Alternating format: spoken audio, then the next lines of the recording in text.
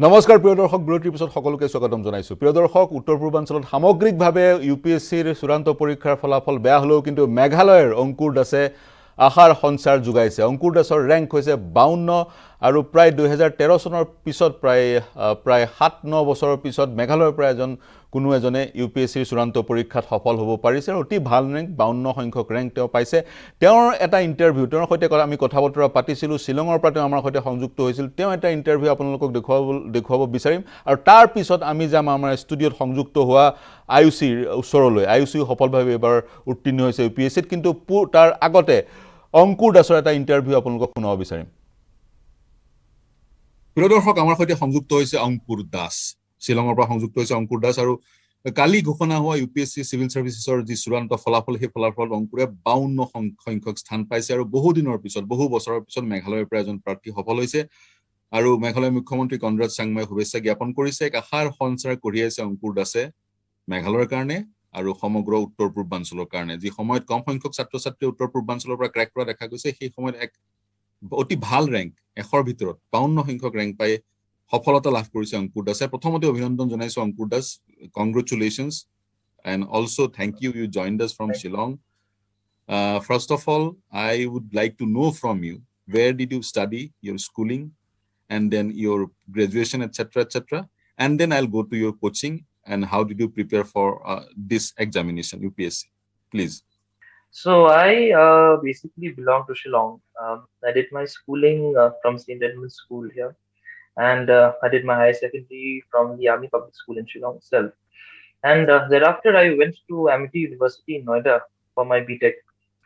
I graduated in 2017, and thereafter, I have been preparing full-time for the civil services. Okay. Now, I have interacted with so many successful candidates, and most of them, almost all of them, they're saying they have taken coaching mostly in Delhi, in different coaching centers, and coaching is somehow important. And how and what about you? Did you go for some coaching and what do you feel? Is that coaching very important because the syllabus for UPSC is very vast, so you need some kind of guidance, some kind of smart work, and for smart work you will need some kind of guidance. So how is coaching important, and did you go for coaching? So for me personally, I somehow did not join any full-time coaching center, although I was in Delhi for my graduation. I did total self-study all my 5 years, and apart from regular coaching classes, of course, I attended a few mock interviews before my final UPSC interview last month. And in one of my previous attempts, I joined some test series. But that was it. I did not join any coaching classes. But that said, of course, yes, coaching classes do help guide the student in the particular and correct direction, because as you said, the syllabus is very vast, and unless there is someone who's holding your hand and guiding you through, you might get lost in the ocean of knowledge. So yeah, coaching classes do provide you a set guideline, and it definitely is helpful for the people who need them. Okay. Now you are an engineering graduate. You are a BTech, right? The recent trend shows the engineering students from medical and engineering background, they are cracking civil service. They are more successful in civil service examination. And I have interacted with a couple of students and a couple of teachers also. They're saying the engineering students, they have this capability to crack examination because they had also earlier after class 12 had gone through some entrance examination to get into engineering college, etc. So do you think just being an engineering graduate, you had an advantage to crack this examination, which is believed to be one of the toughest examination in the country? Definitely, as you said, people who go for medical and engineering, they do have a head start in terms of competitive exams, because we do sit for exams after our class 12.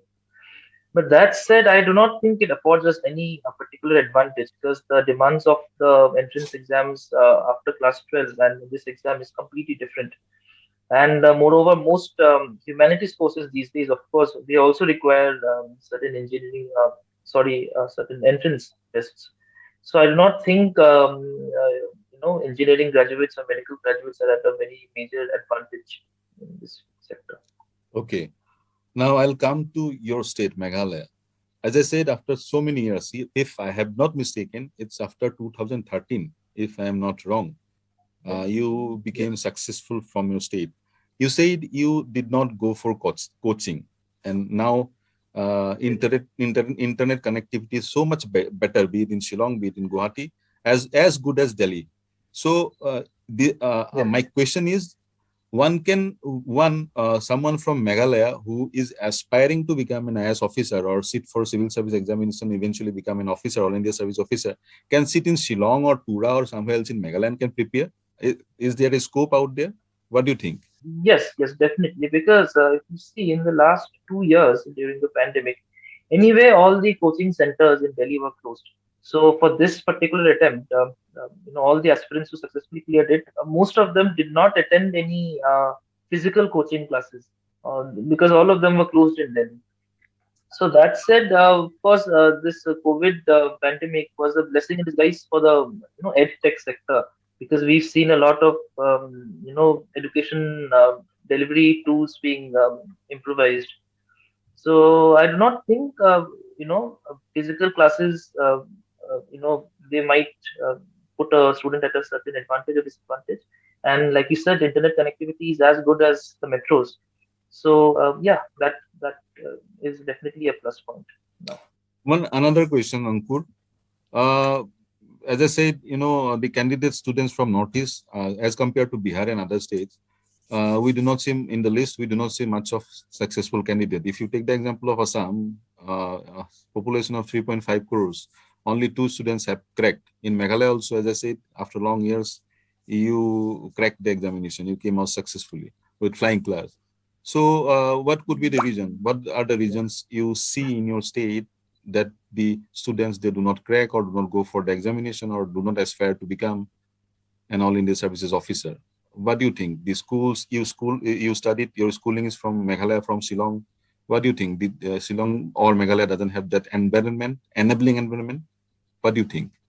See, for starters, I do not think there is any dearth of desire in the youth of the Northeast or Meghalaya in particular. Of course, there are many people, many students, and ever since my results yesterday, I've been getting countless messages from many college students who want to pursue a career in the civil services. So I do not think there's a dearth of ambition, but of course, yes, there is a dearth of quality coaching centers in the Northeast, and like I said earlier, of course, coaching centers help you in guiding you in a particular way.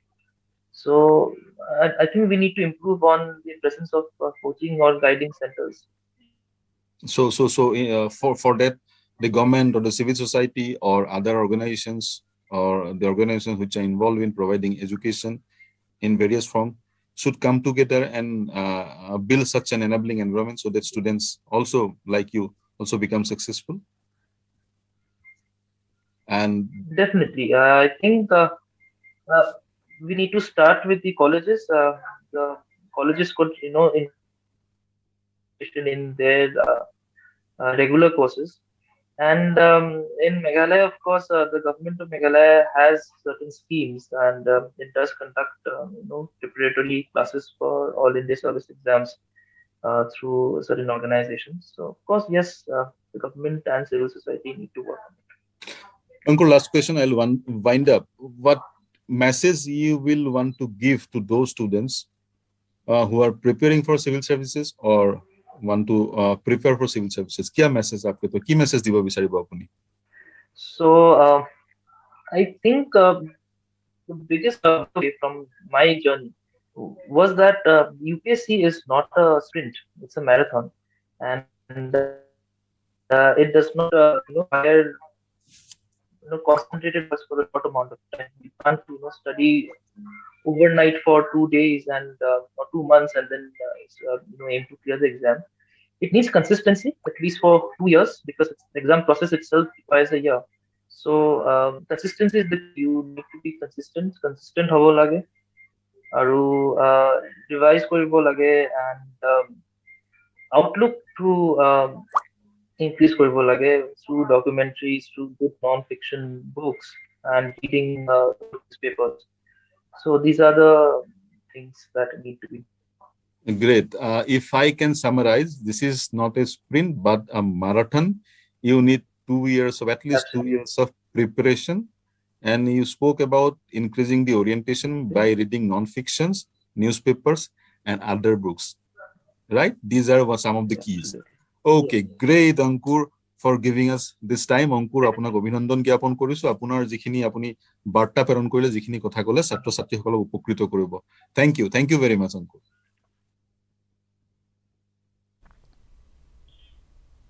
প্ৰিয় দৰ্শক, আছিল